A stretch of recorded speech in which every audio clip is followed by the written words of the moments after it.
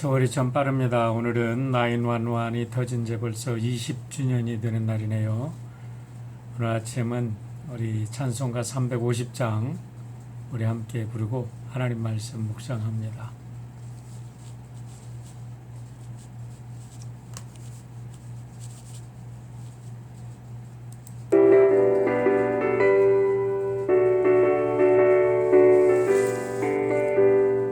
우리들에서 울 것은 육체아니요 우리들에서 울 것은 육체아니요 너희 왕실 맞서서 깨쳐버리고 죽을 영혼 살릴 것이세 한 마음으로 힘써 나가세 한 마음으로 힘써 싸우세 악한 마귀 군사들과 힘써 싸워서 승전거를 울리기까지 우리들이 문가보세가 아니요 우리들이 가진 검은 강철아니요 하나님께 받아가진 평화의 복음 거룩하신 말씀이로다 한 마음으로 힘써 나가세 한 마음으로 힘써 싸우세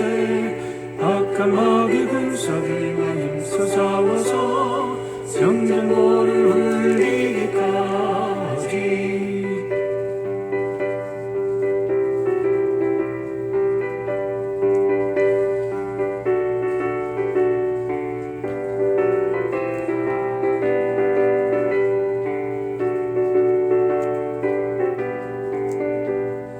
악한 마귀 쇠 아무리 강할지라도 우리들의 대장 예수 앞서가시니 주저 말고 용감하게 힘써 싸우세 제우 승리 얻을 때까지 한 마음으로 힘써 나가세 한 마음으로 힘써 싸우세 악한 마귀 군사들과 힘써 싸워서 정전거를 울리기까지 죄악 중에 빠진 사람들을 이웃쳐 십자가에 달린 예수 믿기만 하면 위대한 데 빠진 영혼 구원받아서 전국 백성 될 것이니세 한 마음으로 힘써 나가세 한 마음으로 힘써 싸우세 악한 마귀 군사들과 힘써 싸워서 정전거를 울리기까지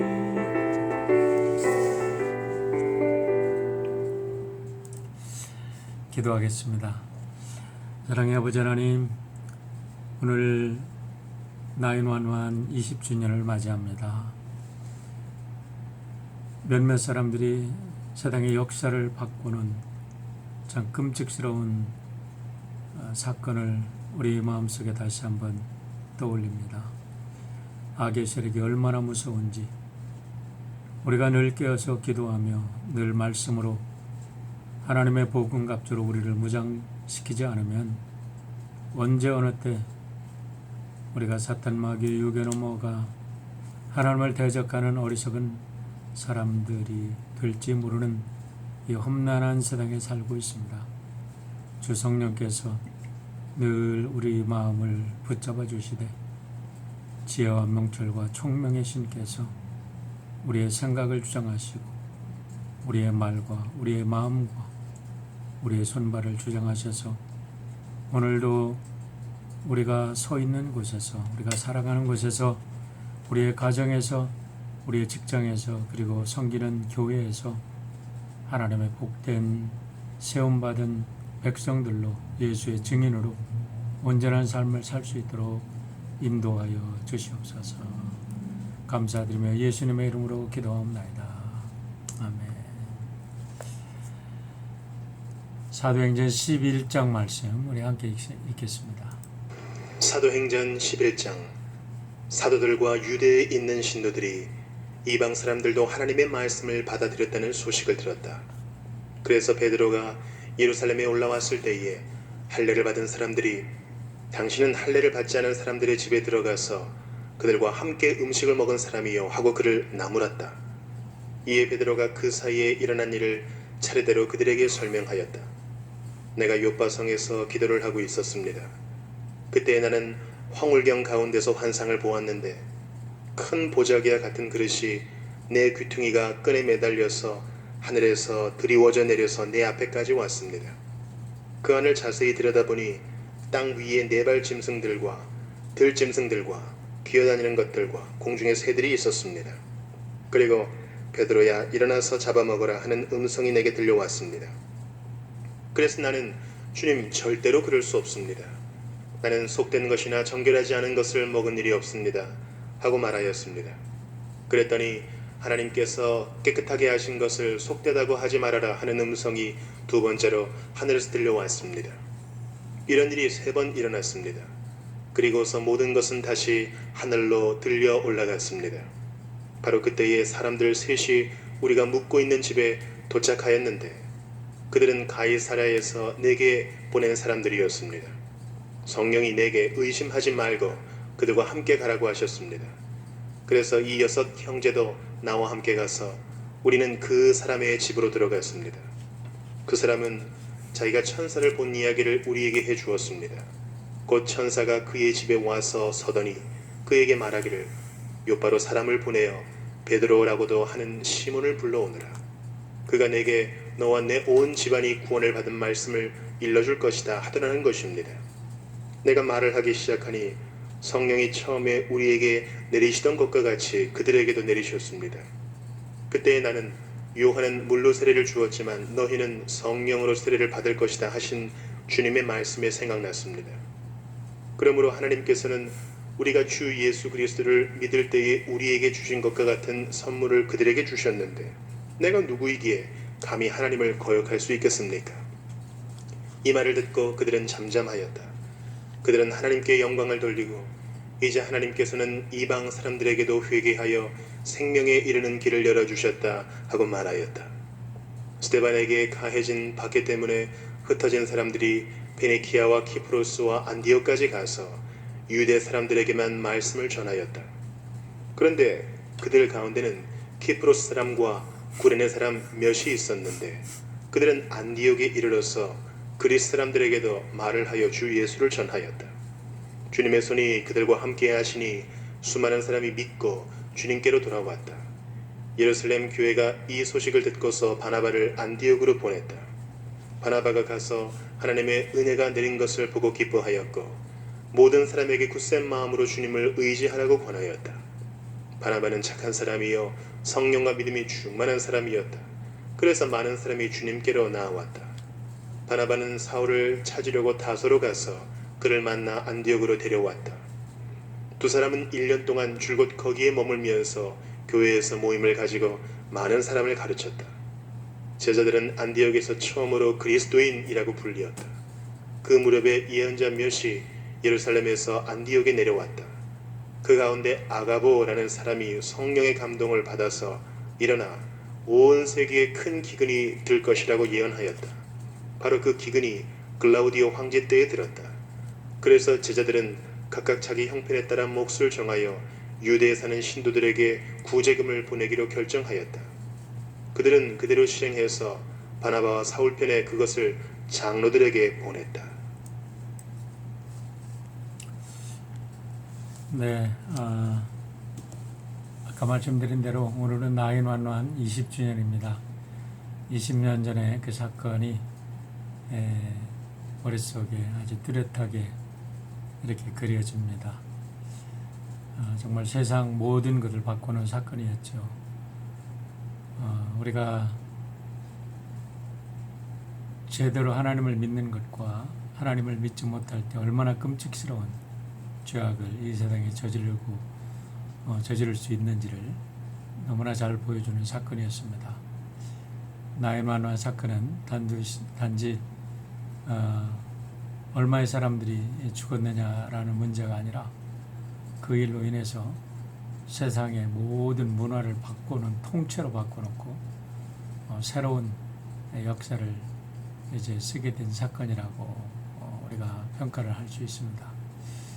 어쨌든 이러한 때에 우리가 다시 한번 복음을 전하라는 예수님의 말씀에 우리가 더 가슴에 담고 하나님의 말씀을 온전히 전하는 복음의 증인이 되었으면 좋겠습니다. 살면 살수록 더 어려워져 가는 것이 있다라는 생각을 합니다. 그것은 다른 게 아니라 서로 대화하는 것입니다. 정말 누군가 내 마음을 내 마음처럼 알아줄 사람이 없을까라고 생각할 때가 참 많이 있죠.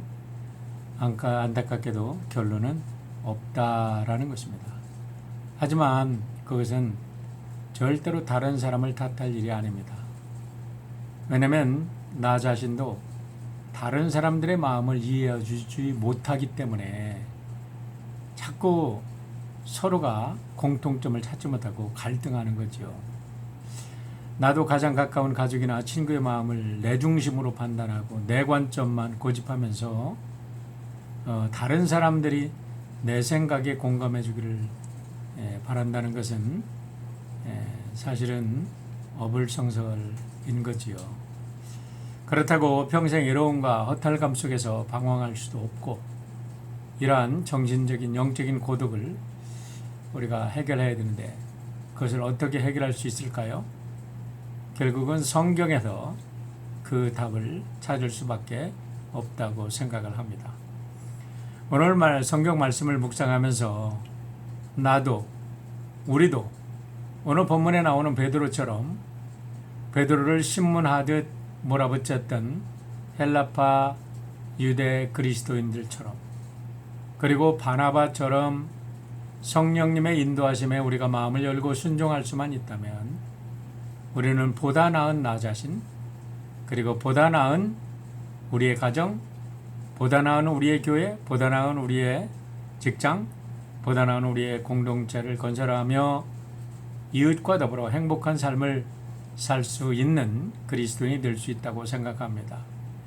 우리가 때로 세상을 원망하지만 결국은 그 원망의 주체는 나에게 있고 문제는 나에게도 있다는 사실을 우리는 알고 인지하고 회개해야 거기서부터 새로운 역사가 이제 행복한 새로운 세계를 건설할 수 있는 이제 길이 열린다고 믿는 것입니다.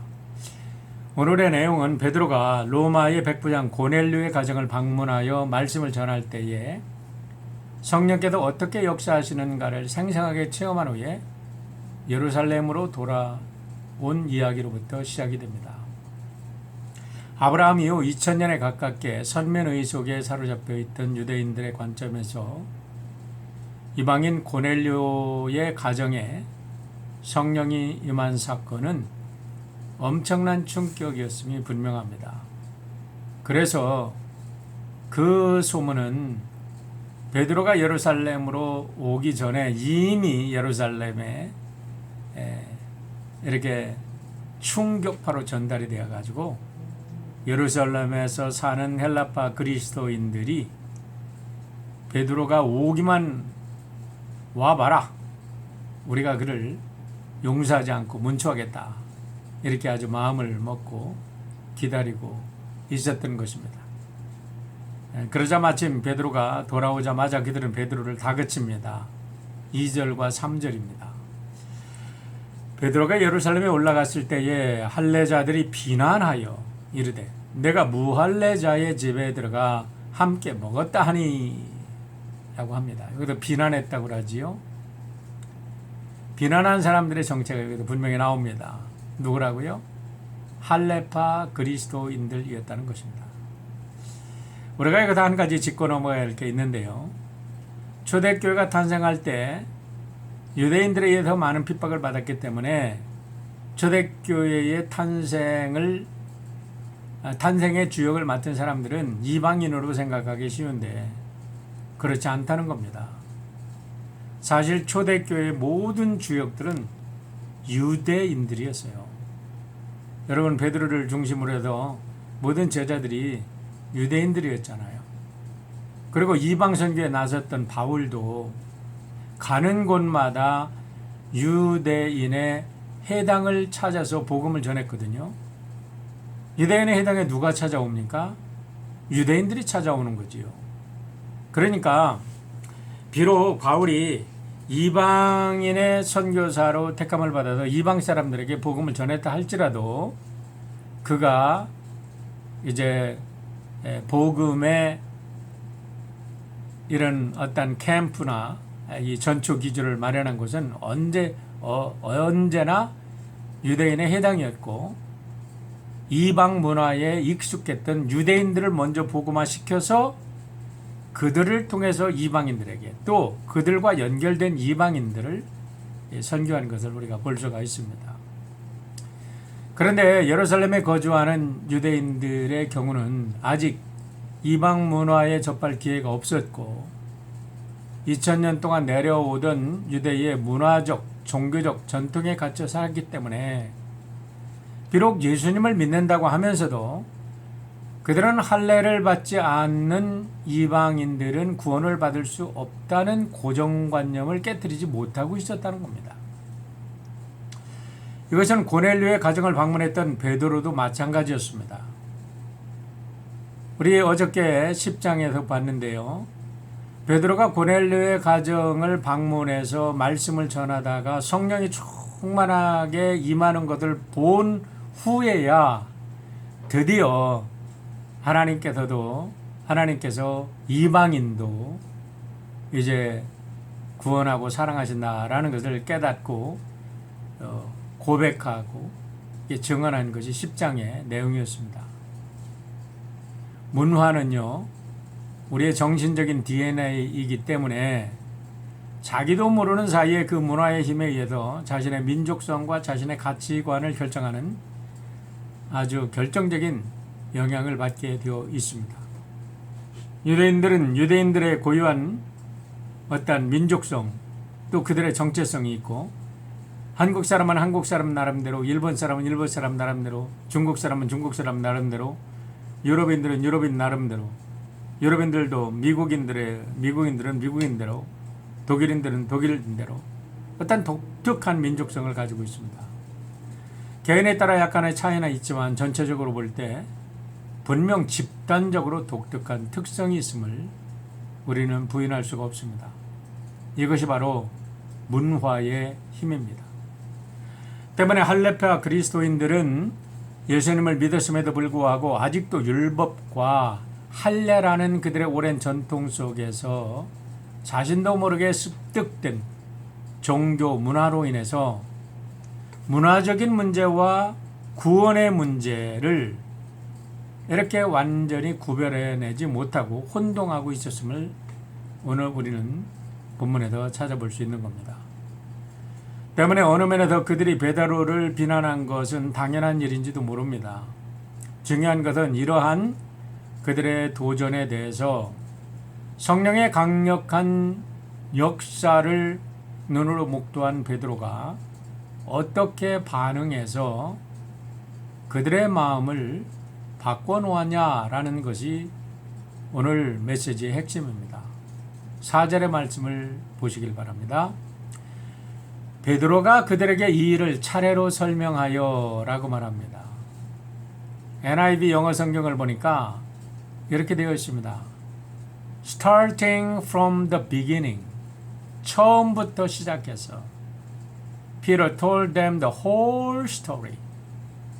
베드로가 처음부터 시작해서 모든 이야기를 자세하게 빠지지 않고 다 설명을 해줬다는 거예요.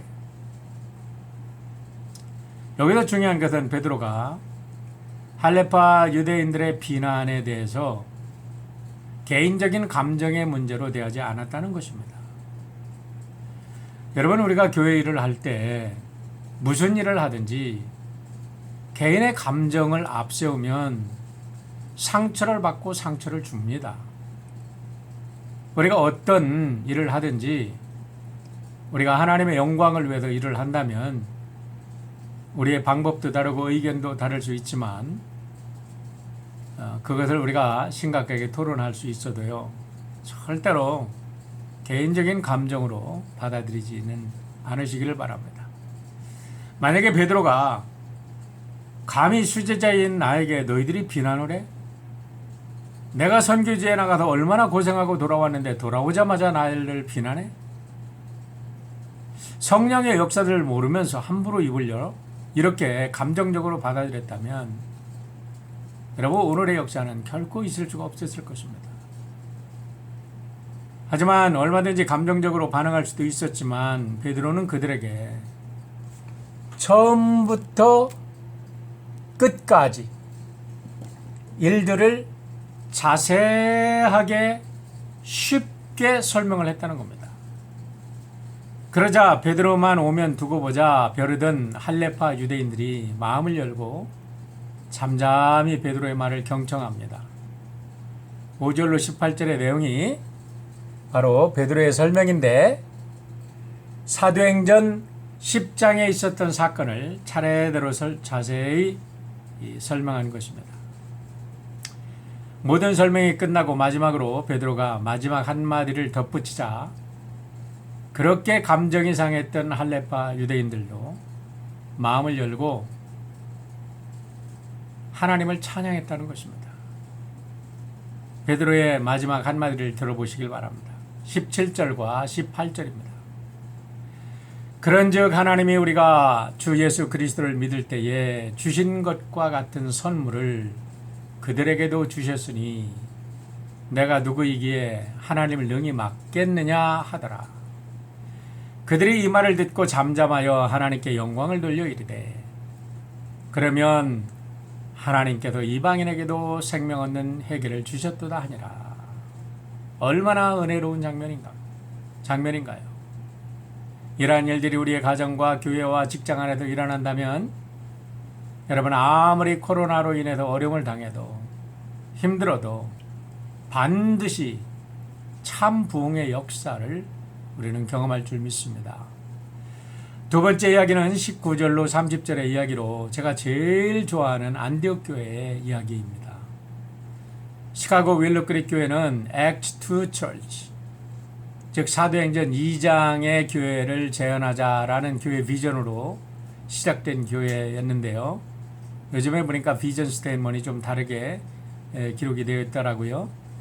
그런데 저는 개인적으로 Acts 11의 안디옥 교회를 성경에 나온 가장 이상적인 교회로 담고 싶고 그런 교회를 정말 우리가 이 땅에 세워야 되지 않겠는가. 그런 교회를 우리가 세우기 위해서 모든 것을 다 바치고 싶습니다. 이유는 본문에 잘 나와 있습니다. 첫 번째 거는요. 첫 번째 이유는 안디옥 교회는 다인종 다문화 교회로 인종과 문화와 지역 감정을 초월하여 이 세상 모든 사람들을 그리스도 안에서 품은 교회라는 거예요. 19절과 21절을 보시고 이제 우리 13장을 볼 때 13장 1절로 13절을 잘 보시길 바랍니다. 나중에 19절로 21절 보세요. 그때의 스데반의 일로 일어난 환란으로 말미암아 흩어진 자들이 베니게와 구브로와 안디옥까지 이르러 유대인들에게만 말씀을 전하는데 그 중에 구브로와 구레네 몇 사람이 안디옥에 이르러 헬라인에게도 말하여 주 예수를 전파하니 주의 손이 그들과 함께 하심에 수많은 사람들이 믿고 주께 돌아오더라. 그렇게 말합니다. 놀라운 일이죠. 구브로는 지중해 이 이스라엘 옆에서 지금 말하면 터키 아래쪽에 있는 그 지중해에 있는 섬입니다. 구레네가 어디죠? 아프리카 북단입니다. 근데 거기에서 이미 그리스도의 소식을 듣고 올라온 사람들이 어쩌면 이디오피아 내시를 통해서 말씀을 들었는지 모르죠. 그 사람들이 안디옥에 이르러서 이제는 유대인들에게만 아니라 헬라인들에게도 예수를 전파했다는 거예요.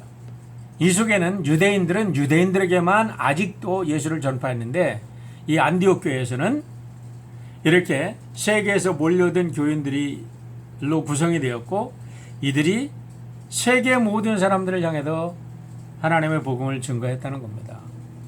여러분, 교회에 크리스찬이라고 하면 정말로 우리가 인종차별의 장벽을 넘어야 되고요. 문화적인 장벽을 넘어서야 됩니다. 그래야 정말 교회는 세상에 빛이 되고 소금이 될 것입니다.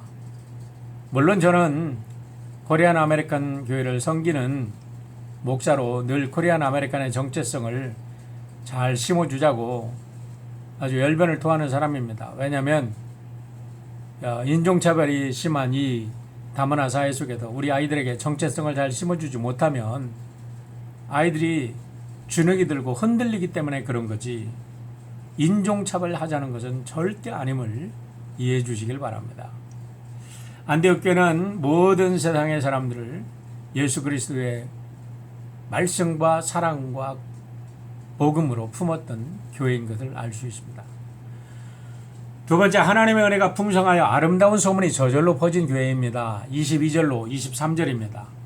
예루살렘 교회가 이 사람들의 소문을 듣고 바나바를 안디옥에까지 보내니 그가 이르러 하나님의 은혜를 보고 기뻐하여 모든 사람에게 굳건한 마음으로 주와 함께 머물러 있으라 하니, 안디옥 교회의 소문이 퍼져서 예루살렘 교회를 감동시킨 거예요. 그래서 예루살렘에서 정말 교회의 주역으로 가장 모범되었던 바나바를 담임 목사로 파송을 하는 거지요. 세 번째, 안디옥 교회에 정말 담고 싶은 것은 바나바와 같이 좋은 목회자를 모신 교회라는 겁니다. 22절로 24절인데요.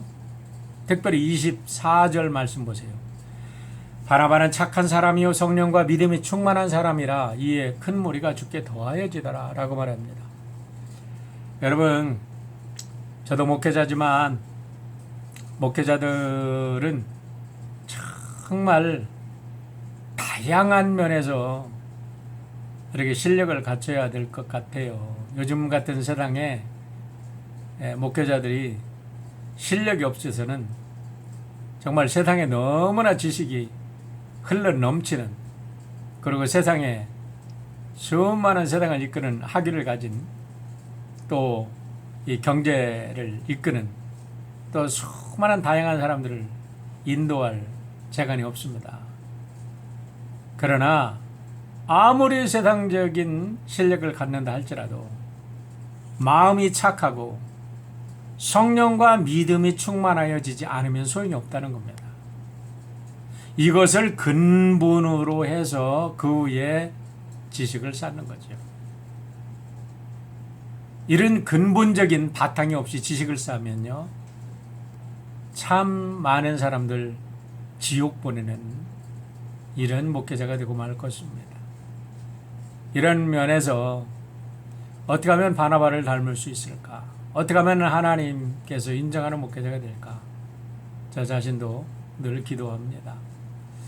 네 번째는 동역자를 발굴하고 가르치기에 힘쓰는 교회였다는 겁니다. 25절로 26절 보세요. 바나바가 사울을 찾으러 다소에 가서 만남에 안디옥에 이르러 와서 둘이 교회에 1년간 모여 있어 큰 무리를 가르쳤고, 제자들이 안디옥에 비로소 그리스도인이라 일컬음을 받게 되었더라. 여기는 굉장히 두 가지 중요한 이게 내용이 들어 있습니다. 자, 먼저는 바나바가 사울을 찾으러 다소에 갔다는 겁니다. 여러분, 사울이 왜 다소에 있었나요? 우리가 앞에서 이종구 목사님이 강의를 말씀을 전할 때 그런 얘기를 했어요. 사울은 유대인들에게는 배신자고 기독교인들에게는 핍박하던 원수였습니다. 양쪽 다 그래서 인정을 하지 않았어요. 그래서 바울이 아라비아로 갑니다. 예수님을 만난 후에 아라비아로 가서 3년을 자기가 독대했다 그랬어요. 아라비아에 가서 깊이 기도하고 예수님을 만난 그 체험을 하고, 그 다음에 자기의 고향의 다소로 가서 터키에 있는 타르수스에 가서 이렇게 고향 산천의 은둔에 있는데, 바나바가 안디옥 교회를 섬기다가 안디옥 교회가 부흥하니까 함께 동역할 동역자를 찾는데, 바나바가 예루살렘에 가서 사람을 보내달라 요청한 게 아니라 다소에 가서 사울을 찾아왔다는 거예요. 여러분, 이 사건은 기독교 역사에 정말 혁명을 일으키는 사건이었습니다. 이 일로 인해서 이제 바울이 기독교 공동체의 주역으로 떠오르게 되고 세계 선교의 앞장서는 선교사가 되는 발판을 삼게 됩니다. 그런데 이 둘이 1년간 함께 열심히 그 안디옥 교회에 모여드는 성도들을 가르쳤다는 거예요. 그러다 보니까 5번째 특징이 나오는데, 그것에도 인류 최초로 그리스도인이라는 인정을 받게 됐다는 겁니다. 예루살렘 교회가 아니라는 거예요. 베드로가 담임하는, 야고보가 담임하는 예루살렘 교회가 아니라, 12 사도들이 지키는 예루살렘 교회가 아니라, 바나바가와 바울이 섬긴 안디옥 교회에서 저들은 정말 예수 닮는 사람들이다 라고 세상 사람들이 별명을 붙여준 게 크리스찬이 되었다는 겁니다. 얼마나 자랑스러운 교회고 얼마나 정말 닮고 싶은 교회인지 모르겠습니다. 6번째는 고난에 동참하여 나눔을 실천하는 교회였습니다. 27절로 30절을 보십시오. 그때 선지자들이 예루살렘에도 안디옥에 이르니 그 중에 아가보라 한 사람이 일어나 성령으로 말하되 천하에 큰 흉년이 들리라 하더니 글라우디오 때에 그렇게 되니라. 제자들이 각각 힘대로 유대에 사는 형제들에게 부조를 보내기로 작정하고 이를 실행하여 바나바와 사울의 손으로 장로들에게 보내니라. 이렇게도 안디옥 교회가 크게 부흥하는 가운데 모교회인 예루살렘 교회에 큰 흉년이 들었다는 거예요. 그랬을 때에 안디옥 교회 사람들이 힘을 다하여 힘대로 유대에 사는, 그랬어요. 제자들이 힘대로 유대에 사는, 힘껏 힘을 다하여 예루살렘 교회를 위해서 헌금을 해서 예루살렘을 돕는 교회가 됐다는 겁니다. 참으로 아름다운 교회죠. 마지막 7번째로는 교회 대표를 세계 선교사로 파송한 교회입니다. 오늘 30절에도 나오죠. 안디옥 교회가 얼마나 성숙한 교회냐면요, 우리가 심부름을 보냅니다. 그럴 때에 우리는 지도자는 가만히 있고 다른 허드렛 일을 하는 사람을 심부름 보낼 수가 있습니다. 그런데요, 안디옥 교회는 어땠다고요? 안디옥 교회의 중추적인 역할을 하는 바울과 바나바를 파송하고 그들을 보낸다는 거죠. 30절, 이를 실행하여 바나바와 사울의 손으로 장로들에게 보내니라. 바울과 바나바가 예루살렘 교회를 방문한 겁니다. 그리고 13장에 보면 성령의 인도함을 받아서 세계 최초의 선교사를 파송하는데요. 그때도 누구를 파송해요? 바나바와 바울을 파송하고 끝까지 그들을 서포트함으로 세계 선교의 역사를 아시아와 유럽 전역에 퍼치는 그런 아주 세계 선교의 모교회가 된 게 안디옥 교회였습니다. 이제 우리는 9월 셋째 주일에 창립 42주년을 맞이합니다. 간절히 바라기는 안디옥 교회와 같은 이런 아름다운 교회가 될 수 있기를. 이제는 40년을 넘어서 새로운 가나안 땅에 이제 하나님 나라를 건설해야 될 우리 교회인데요, 우리가 어떤 교회를 세울 것인가 할 때 안디옥 교회와 같은 교회를 세울 수 있기를, 또 여러분들이 그런 주인공이 되기를 주님의 이름으로 부탁하고 축원합니다. 오늘 기도 제목 나누겠습니다. 부흥성회가 6일 앞으로 다가왔는데요, 이제 5샘터 남았어요. 오늘 장백샘터가 기도하는데 모두 함께 기도에 참여해 주시고요.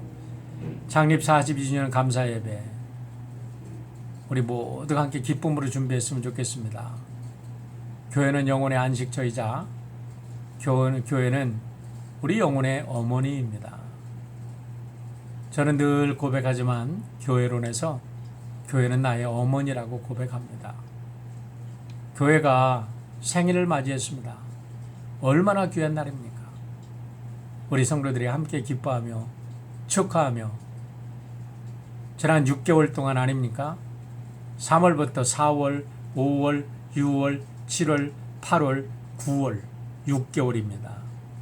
6개월 동안 교회를 한 번도 밟아보지 못한 분들도 많이 계십니다. 이번에 다 드라이브 스루로 여러분을 초대합니다. 여러분들이 예배를 드리시고 겹치지 않는 시간에 교회에 오시면 여러분들을 우리가 환영하고 또 교회에서 나누는 작은 우리가 인사를 서로 하고 반갑게 교회 생일을 축복하기를 바랍니다. 코로나 사태가 한창인데 산불로 인해서 정말 너무나 많은 사람들과 또 이 땅에 사는 피조물들이 고통당하고 있습니다. 성경의 말씀 그대로입니다. 인간의 죄를 당하니까 그 땅의 모든 피조물들이 고통당한다고 하는데요. 지금 밥캣 파이어라고 우리 아주사 북쪽에서 일어난 불길이요. 지금 몇만 지금 헥타르를 태우고 있고 지금 진화가 0%랍니다. 10월 15일이나 돼야 진화가 될 이런 가능성이 있다 그래요. 앞으로 한 달 동안 불을 못 끈다는 소리죠. 그래서 지금 아주사 일대뿐만 아니라 지금 이 로스앤젤레스 전역이 너무나 호흡기 질환으로 이제 고생하는 분들이 많은데 우리 사랑하는 성도 여러분뿐만 아니라 모든 이 노약자들 특별히 마스크 잘 쓰시고 집안에 공기청정기 준비하셔서 여러분 우리 어린 아기들 또 호흡기 질환에 고통당하지 않도록 꼭 주의해 주시길 바랍니다. 어렸을 때 호흡기 한번 상처를 받으면 평생을 가게 됩니다.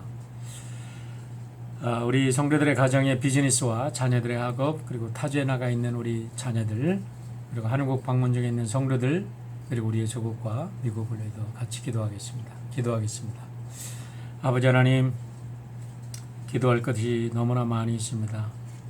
오늘 기도 제목 나눈 것 주님 받아주시고 불쌍히 여기시고 우리의 죄를 용서하셔서 하나님의 뜻이 이 땅에 이루어지는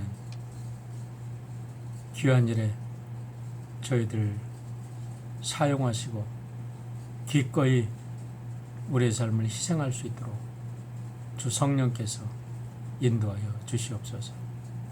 감사드리며 예수님의 이름으로 기도합니다. 아멘. 오늘도 복된 하루 되시길 바랍니다.